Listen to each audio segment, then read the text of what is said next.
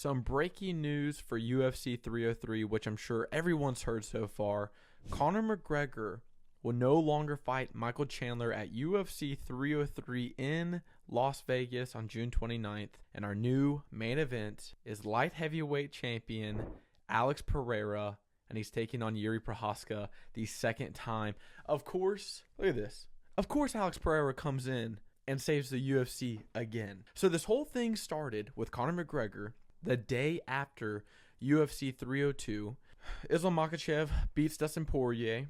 We were supposed to have a press conference the very next day of McGregor and Chandler, and the UFC canceled the press conference and said, we're not doing it. And they gave us no details at all. And I will have to give props to Ariel.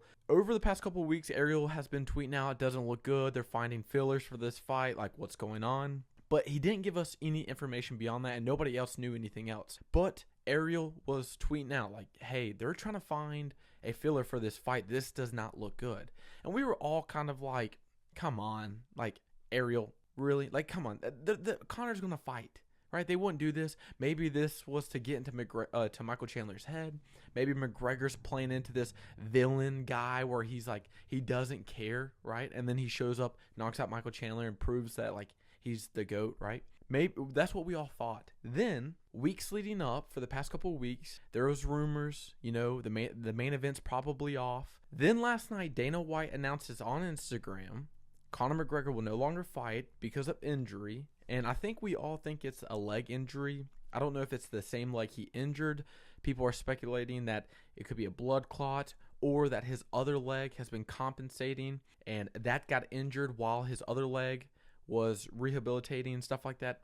No one really knows what's going on. They just know Conor McGregor is injured. Alex Pereira steps in, and Alex Pereira not only saved UFC 300, but he just saved UFC 303. And I think we can all admit this card was weak with Conor McGregor headlining. And I've always been a big fan of Conor McGregor. I've always liked watching him fight.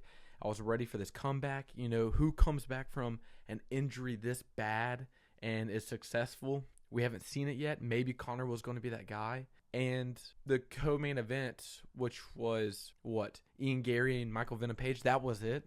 The fight's canceled. And let's just say, Michael Chandler, man, what? I made a video on this a couple of months ago. Like, what's going on with Michael Chandler? Why doesn't he just fight someone? He just wants the money fight, but like, in the past 2 years, he probably could have fought enough times or big enough names with the bonuses and stuff to make as much as he would have with a Conor McGregor fight, right? And isn't Michael Chandler under contract for the same amount of money no matter what? It would just be the pay-per-view buys with Conor. That's the only thing.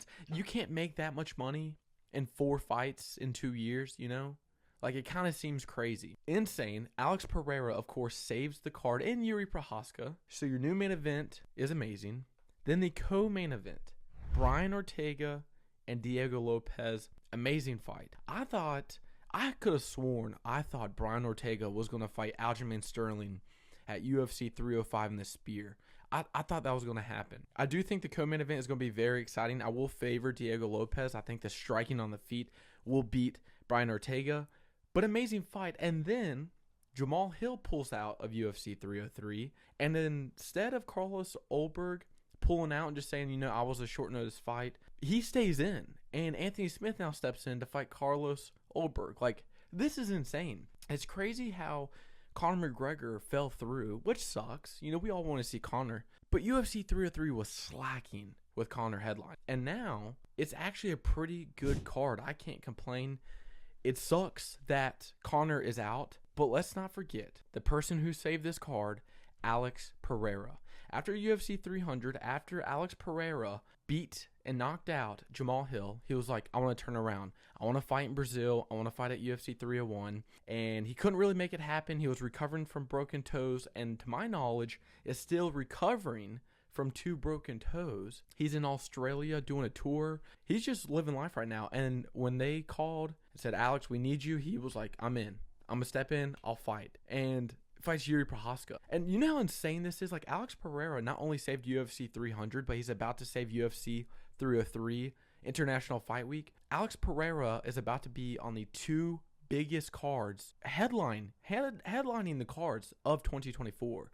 UFC 300, UFC 303. And let's just throw this out there. What if Alex Pereira knocks out Jiri and is like, I want to fight again at the end of the year, and fights again in Madison Square Garden? You know how insane that would be?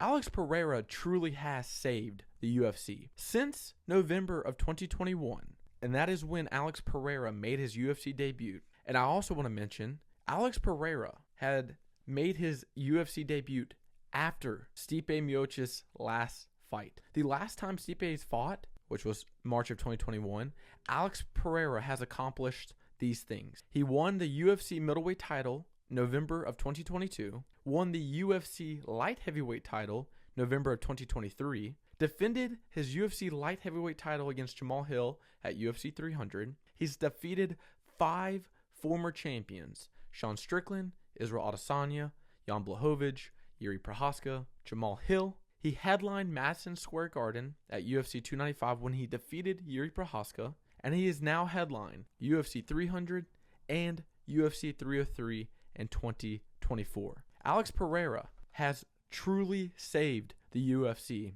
and no matter what happens at UFC 303, he is inducted into the Hall of Fame. I think we have to seriously look at Alex Pereira and say, not only is he a company man, willing to step up on short notice, fight all these fights. He's fought 8 times since November of 2021. And he's a champion, knocking out former champions. He's doing something incredible. Not only is he a company man, but he's having entertaining fights. It's not like these are long, boring fights. Leon Edwards in the UFC, he is destroying these people. Alex Pereira has truly shown what it is like being someone with nothing coming to the UFC. There was a lot of doubt, like, oh, you know, he beat Izzy, but like, is that going to transition to UFC? People are just going to take him down, and completely 180 the perspective, the narrative on his name, on him since coming in. It's insane. Alex Pereira has truly saved the UFC. He saved them at UFC 300. We all thought Conor was going to fight UFC 300, right? We were thinking, oh, Conor, he's going to fight in December of 2023. He's going to wait out because of USADA. He'll fight UFC 300. Didn't fight UFC 300. Alex Pereira then steps in, I think, which was 5 weeks to fight Jamal Hill. And now 2 weeks before UFC 303, Alex Pereira is called up again to rematch Jiri Procházka, which is not an easy fight. And if I had to predict, I will say Alex Pereira beats Jiri again. I think Alex Pereira, when it just comes to his threat and what he brings to the table, the power, the striking advantage, the size, that will help him more in this short term, this short turnaround, than it will for Jiri trying to come up with a game plan to avoid what he did the first time, right? He can't just stand and bang with Alex Pereira. He will get knocked out again like he did the first time. But Jiri will have to really form some type of wrestling game plan or some sort of grappling initiative to beat Alex Pereira. Maybe Jiri has been doing that since UFC 300. That's the last time both of these fighters have fought, was UFC 300. So there's a lot of questions about this. I do predict Alex Pereira will win. And I think after he beats Jiri Procházka at UFC 303, he turns around and either fights in October in Abu Dhabi, November or December. I would like to see him fight in November, go back to Madison Square Garden, headline Madison Square Garden, and fight Magomed Ankalaev. I think that would be an amazing fight. And then after that, go up to heavyweight and prove that he is the greatest UFC fighter of all time, being a 3-weight champion. That's what I would love to see. Co-main event, Brian Ortega, great fight. I'm so happy that he's coming back. He had a great victory over Yair Rodriguez. He got beat up on the feet in the striking department, but submitted Yair Rodriguez. Maybe he can pull something off against Diego Lopes. I don't think it's likely. I like Diego Lopes in this fight. I think his striking's better. I think he has the grappling to defend himself enough from Brian Ortega. Diego Lopes is amazing jiu-jitsu artist. He is great in pulling guard and attacking from his back, but Brian Ortega is very sneaky in his grappling department. But I will favor Diego Lopes in that fight. And Anthony Smith and Carlos Ulberg, another great fight. I would pick Carlos Ulberg in that fight. I think he destroys Anthony Smith. I think Anthony Smith is just not who he used to be, and I think Carlos Ulberg's striking is just going to be a little bit more than Anthony Smith's defense. That was my video on the breaking news of UFC 303. I hope you enjoyed. Be sure to like, comment, and subscribe. See you in the next video.